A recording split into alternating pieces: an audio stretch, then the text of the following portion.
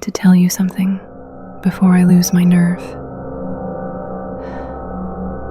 What I thought was my mind breaking wasn't just in my head, and by the time I realized that, it was almost too late. My name is Amanda, and 3 weeks ago, I woke up to find my daughter's crib empty. The only thing inside was a muddy footprint and the smell of something dead. But I'm getting ahead of myself. Let me start from the beginning. 2 months after Ellie was born, I stopped sleeping. Not because of the baby. She was actually a decent sleeper. No. I stopped sleeping because every time I closed my eyes, I'd have the same nightmare. I'd wake up, and she'd be gone. Just gone. The doctors called it postpartum anxiety. They gave me pills that made everything feel wrapped in cotton wool. But the fear never left. It lived in my chest, like a second heartbeat. My therapist suggested a change of scenery. Somewhere quiet, she said, where you can focus on bonding with your baby.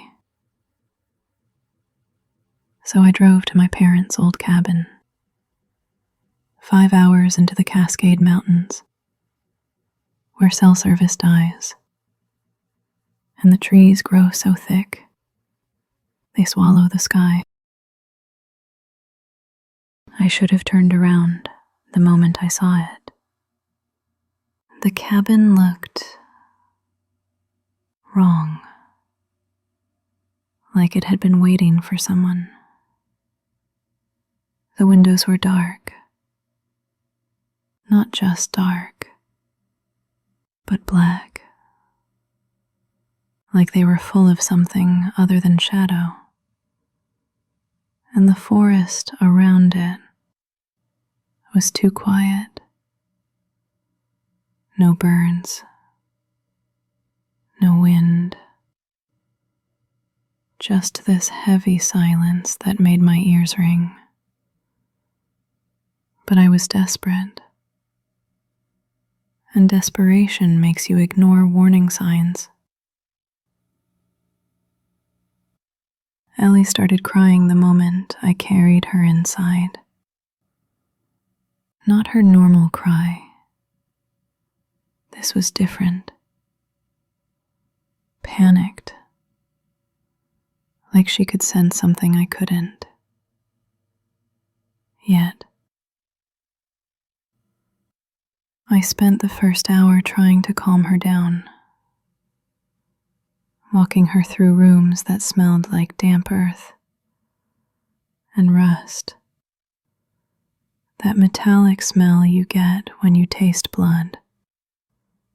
It was everywhere, soaked into the walls. Finally, around sunset, she fell asleep in my arms. That's when I heard the first cry. It came from outside, high-pitched, wavering. At first, I thought it was Ellie, that impossible moment every parent has, where you hear your baby crying even though they're right there, silent in your arms. But this went on and on. I checked every window, my heart hammering against my ribs. The forest was dark, completely dark. The crying echoed between the trees, moving, circling the cabin. It sounded exactly like an infant. I told myself it was an animal, a fox maybe. They can sound human when they scream. But this wasn't a scream. It was crying. The kind of crying that comes from abandonment, from loss so deep it has no bottom. The crying stopped at dawn, just stopped, like someone had closed a door. I didn't sleep that night. Couldn't. I just held Ellie and watched the windows, waiting for something to look back. The next morning I found them. Footprints. Bare feet in the mud around the porch. Adult-sized, but wrong somehow. The toes were too long, too spread out, and they were only partial prints, like whoever made them was barely touching the ground. One set of prints led from the forest to my bedroom window. The other set circled the cabin. Over and over, like someone had been pacing, searching. In town that day, a nowhere place called Millbrook, population 300. I asked about the crying. The cashier at the grocery store went pale. You're staying at the Mercer cabin, aren't you? I nodded. She leaned close, and I could smell coffee and cigarettes on her breath. There's a reason that place has been empty for 15 years. My grandmother used to tell stories about a woman who lived in those woods back in the 1800s. Lost her baby during a storm. Never found the body. They say she's still looking. I should have packed up right then, driven back to civilization. But here's the thing about postpartum anxiety. It messes with your head, makes you doubt yourself. I kept thinking, this is just my anxiety. I'm being irrational. Running away will only make it worse. That's what I told myself, even after I got back to the cabin and found Ellie's crib moved to the center of the room. Even after I found the muddy footprints leading from the front door, which I'd locked, straight to my baby. That night I tried to stay awake. I really did. But exhaustion is a powerful thing, and eventually my eyes closed. I woke to footsteps above me. Slow, deliberate, walking across the ceiling like gravity meant nothing. My whole body went rigid. Ellie was asleep in my arms, but I felt her tense too. Like even in sleep, she knew something was wrong. The footsteps stopped directly above us, and then came the voice. My baby. It was a whisper, but it filled the entire cabin, came from everywhere at once.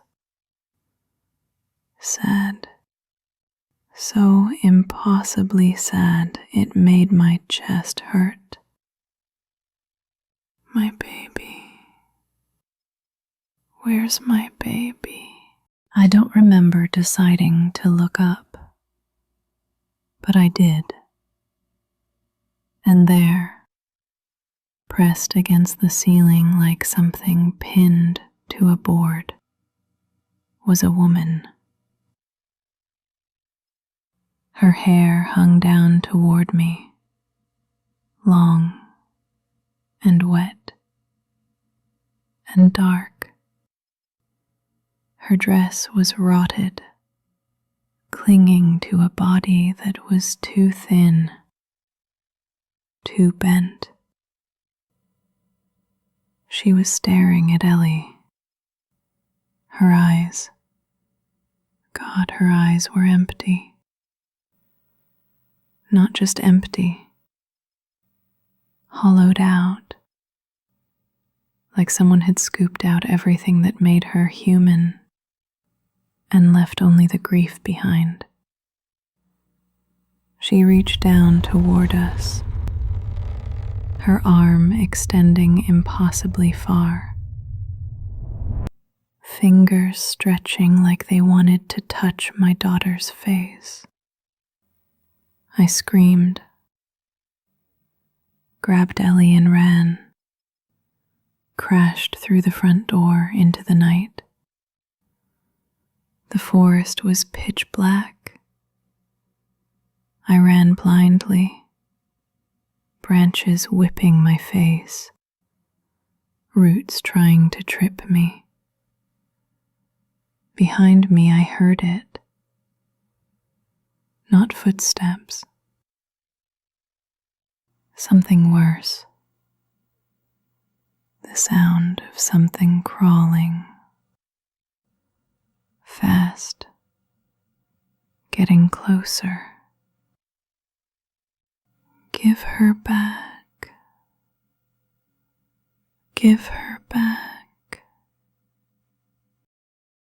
I don't know how long I ran. Could have been minutes or hours. Eventually I realized the cabin lights were ahead of me. I'd been running in circles. The forest had led me back. The door was open, waiting. I had no choice. I went inside. The cabin was different, colder. The walls seemed to pulse, breathing in and out. And there was writing all over the walls, scratched into the wood. Where is she? My baby. My baby. My baby. Give her back. The same phrases, over and over, covering every surface. The work of decades or centuries. I put Ellie in her crib and backed away. My hands were shaking so hard I could barely hold on to anything. This was real. Whatever this was, it was real. Not my anxiety, not postpartum psychosis. Real. The woman appeared in the corner, not crawling now, just there, standing, swaying slightly, like she was underwater. Up close, I could see her face was streaked with mud, or maybe it was rot. Her jaw hung loose, clicking softly, and her stomach, God, her stomach was concave, caved in, like something had been torn out of her. "My baby," she said, and her voice was clearer now, almost human. "Where is my baby?" That's when I understood. This wasn't about Ellie. It had never been about Ellie. "I don't have her," I whispered. "I don't have your baby." The woman tilted her head, confused, lost. "She's gone," I continued, tears streaming down my face. "Your baby is gone, and I'm so sorry. But taking mine won't bring her back. It won't stop the pain.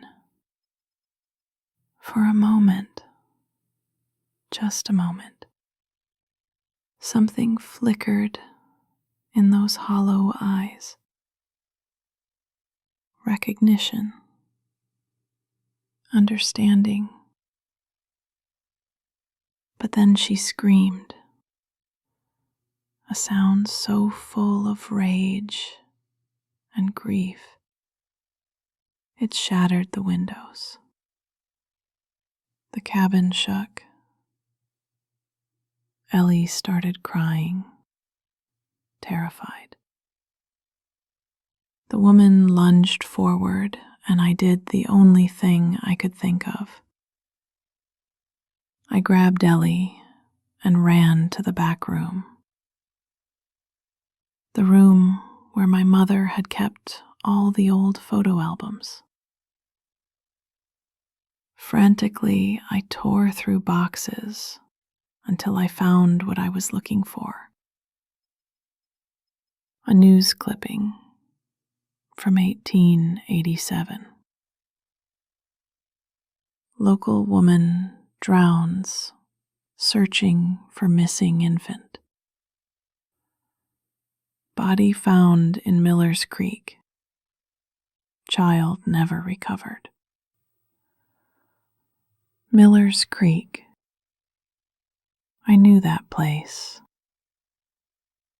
About a mile into the forest, where the old logging trail ends. The woman was in the doorway now, blocking our escape. But she wasn't moving. She was staring at the clipping in my hands.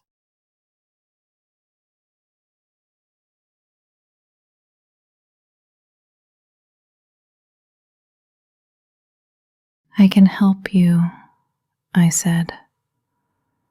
"I can help you find her.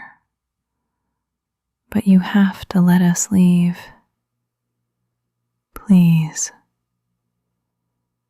I don't know if she understood, but slowly, so slowly, she stepped aside. I grabbed Ellie and walked past her, so close I could feel the cold radiating from her body, smell the creek water and decay. But she let us pass. The forest didn't fight me this time. It opened up, and I found the trail easily. Dawn was breaking, painting everything gray and gold. Miller's Creek was exactly where I remembered. The water was low this time of year, barely a trickle over smooth stones. I walked along the bank, searching. The woman's presence was behind me. I couldn't see her, but I felt her there, watching, waiting. That's when I found it. Wedged between two rocks, half buried in silt. A small skull, delicate, the bones of an infant. I carefully, so carefully, lifted it free, wrapped it in my jacket. When I turned around, she was there, on the opposite bank. But she looked different now, softer somehow, more solid, almost human again. I waded across and held out the bundle. "Is this her?" I whispered. "Is this your baby?" The woman reached out with trembling hands and took the bundle. She cradled it against her chest, and for the first time, she wasn't crying. She was smiling. And then she faded, just dissolved into the morning mist, like she'd never been there at all. I left that day, drove straight home without stopping. Ellie slept the whole way, peaceful for the first time in weeks. But here's the thing that still keeps me up at night. When I got home and unpacked, I found something in Ellie's diaper bag.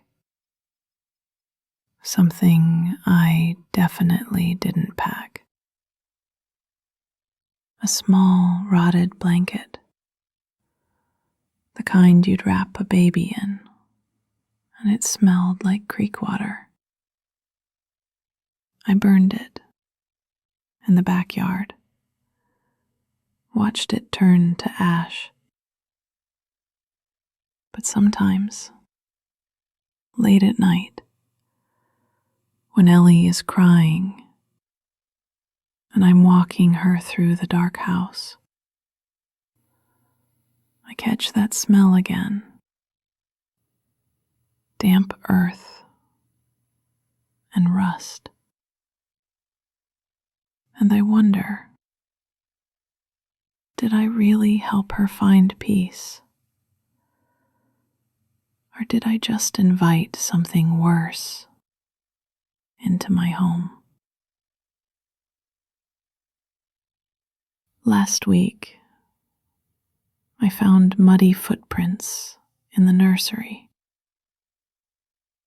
They weren't mine. So if you're a new mother struggling with anxiety, afraid of the dark, listen to that fear. It might not be paranoia, It might not be your mind playing tricks. Sometimes the things we fear in the night are real, and sometimes they're already in the room with us, watching, waiting. Sweet dreams.